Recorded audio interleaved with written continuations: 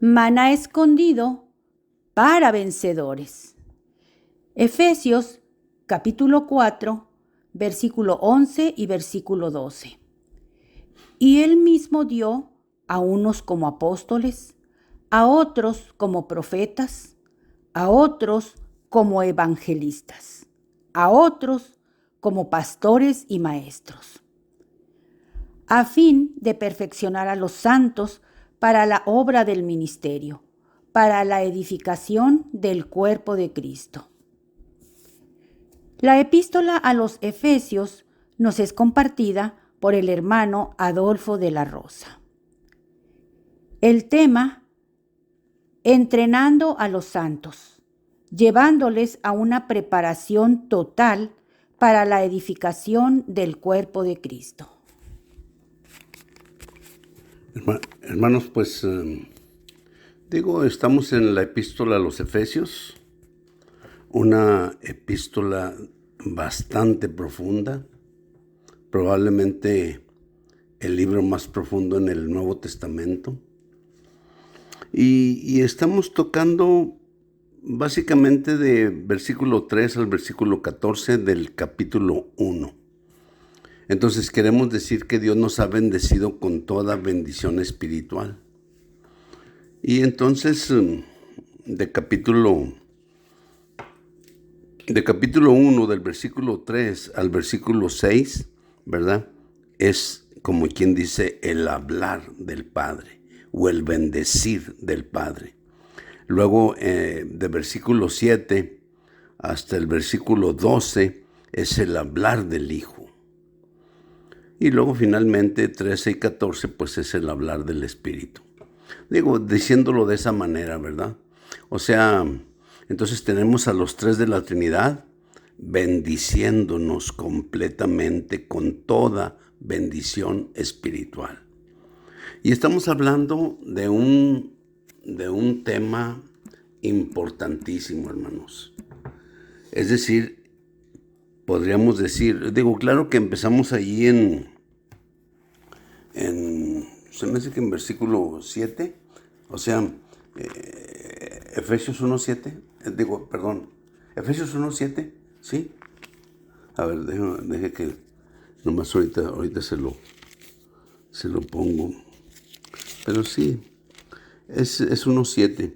Dice, en quien tenemos redención por su sangre.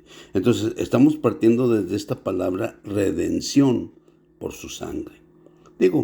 El perdón de los delitos, según las riquezas de su gracia.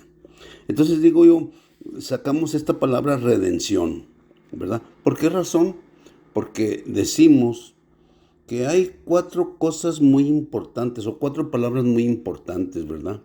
Número 1, la justificación. Fíjese, la justificación quiere decir que somos aprobados de acuerdo al nivel de justicia de Dios.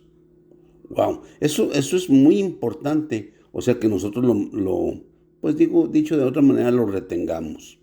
¿Sí? Yo digo que debe de ir a la palabra, pues no 1, ni 2, ni 3. Quizá muchas veces debe de ir con este asunto. Entonces lo que hacemos, hermanos, es que la justificación está basada en la redención de Cristo. Por eso partimos de este versículo, del versículo 7, con la palabra redención. La palabra redención quiere decir volver a comprar. Y eso implica pagando un precio. ¿Sí? Entonces, en ese sentido, quiere decir que en el Señor Jesús tenemos la redención por su sangre. Y fíjese lo que dice la redención por su sangre. Eso quiere decir que ser redimidos, o sea, es ser comprados de nuevo para Dios. Y ser comprados implica pagar un precio. ¿Cuál es el precio que hay que pagar? Su sangre. Su sangre. Cuando Jesús estaba muriendo en la cruz, Él estaba pagando el precio por usted y por mí. Dicho de otra manera, Él estaba redimiéndonos. o sea, comprándonos de nuevo para Dios. Ya hemos dicho, ¿verdad?, que originalmente pues éramos propiedad de Dios. Pero Dios en Génesis 2:17, puso un mandamiento para el hombre. ¿Cuál era ese mandamiento? Pues que el hombre no debía de comer del árbol de la ciencia del bien y del mal. Y el hombre, pues en capítulo 3, come de ese árbol. Y entonces pues se ven desnudos, ¿verdad? Y luego, claro, o sea, al final de ese capítulo, el versículo 24, Génesis 3:24, entonces ya al final, en ese versículo se muestra cómo realmente el camino al árbol de la vida se cerró. Dios puso 2 querubines para guardar el camino al árbol de la vida. Y esos 2 querubines, o sea, tenían sus espadas encendidas. Y entonces, o sea, decimos, ¿verdad?, que el hombre cayó de Dios. 3 cosas, tres cosas de lo que es Dios mismo.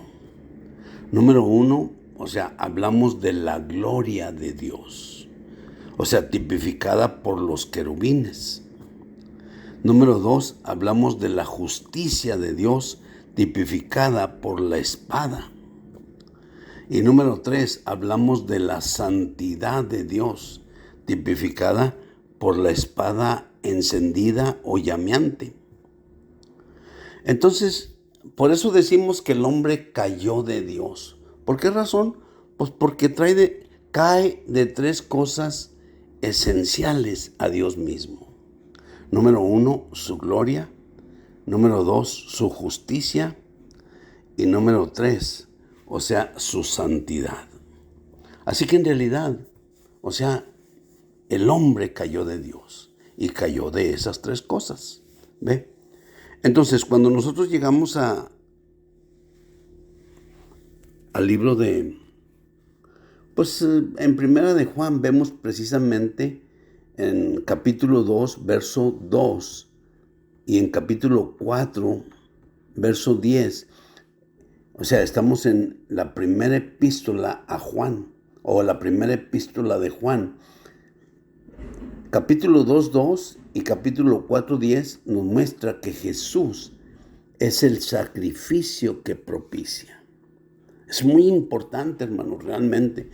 Perdón por el énfasis de todos modos, ¿verdad? Porque haga de cuenta que estoy repitiendo, pero la verdad es necesario.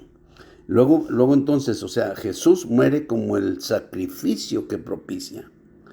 En Hebreos 2:17, Jesús es realmente el resultado de tal sacrificio que propicia, el cual es el perdón de nuestros pecados, que en el Antiguo Testamento era una vez al año, y ese sacrificio que se hacía por el sumo sacerdote solamente cubría los pecados, no los quitaba. Pero cuando hablamos nosotros, o sea, aquí, o sea, de la palabra hilasmos, que es el sacrificio que propicia. Entonces, queremos decir que el pecado es quitado. Y finalmente, el último punto que debemos de ver es el aspecto de la cubierta de la tapa propiciatoria. Entonces, queremos decir que la tapa propiciatoria tenía una cubierta de madera de acacia, o sea, recubierta con oro, por supuesto. Y luego, entonces ahí estaban los 2 querubines, o sea, tocándose con sus alas, el uno al otro. Entonces, esa cubierta es la tapa propiciatoria. O sea, Romanos 3:25 en realidad habla de la tapa propiciatoria. Entonces, eso quiere decir, hermano, que ya cuando hablamos del perdón de pecados, una vez que tenemos esto como una realidad, le voy a decir una cosa, ya no hay más sacrificio por el pecado.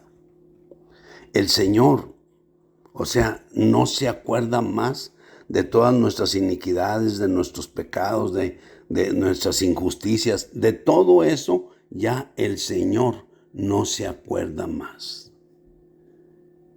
Es decir, ya no tiene mente para eso, una vez que eso ya es una realidad.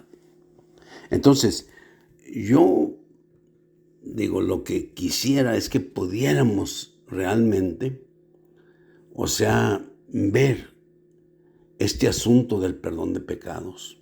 Porque si no, de otra manera, mire, siempre vamos a estar condenando a la gente. Perdón por decir eso, hermanos. Pero cuando nosotros hemos experimentado ese perdón de Dios, ¿ve? Entonces nos damos cuenta de que nosotros pues éramos nada, ¿ve? Y si Dios tuvo misericordia y nos perdonó a nosotros, pues ¿por qué no perdonar o no perdonarnos unos a otros? ¿Ve?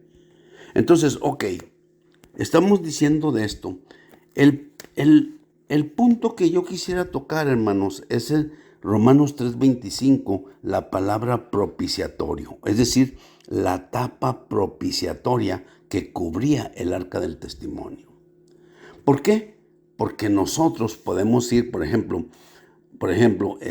Hebreos 4:16, dice que nosotros debemos de ir al trono de su gracia. Y escuche, fíjese, no dice al trono de justicia de Él. No, dice acerquémonos pues confiadamente al trono de su gracia. Digo, ¿cómo cambia el apóstol Pablo estas palabras de una manera magistral, de veras?